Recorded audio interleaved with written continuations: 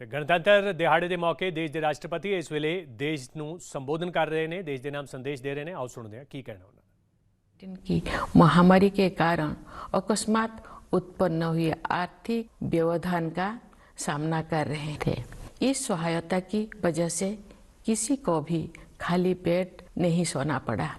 गरीब परिवारों के हित को सर्वोपरि रखते हुए इस योजना की अवधि को बार बार बढ़ाया गया तथा लगभग 81 करोड़ देशवासी लाभान्वित होते रहे। इस सहायता को आगे बढ़ाते हुए सरकार ने घोषणा की है कि वर्ष 2023 के दौरान भी लाभार्थियों को उनका मासिक राशन मुफ्त में मिलेगा। इस ऐतिहासिक कदम से सरकार ने कमजोर वर्गों को आर्थिक विकास में शामिल करने के साथ साथ उनकी देखभाल की जिम्मेदारी भी ली है। हमारे अर्थव्यवस्था का आधार सुदृढ़ होने के कारण हम उपयोगी प्रयासों का सिलसिला शुरू करने और उसे आगे बढ़ाने में सक्षम हो सके।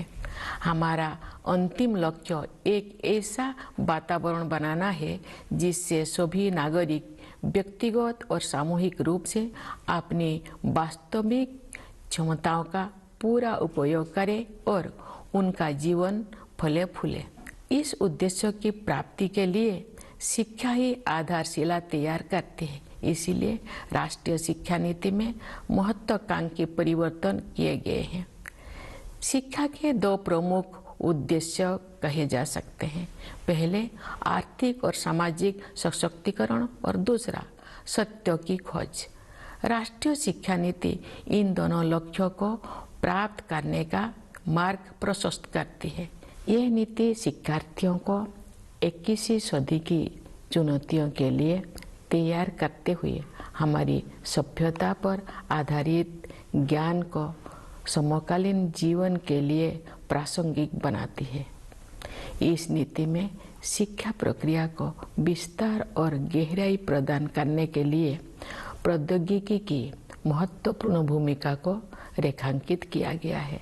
हमें कोविड-19 के शुरुआती दौर में ये देखने को मिला कि प्रौद्योगिकी में जीवन को बदलने की संभावनाएं होती है।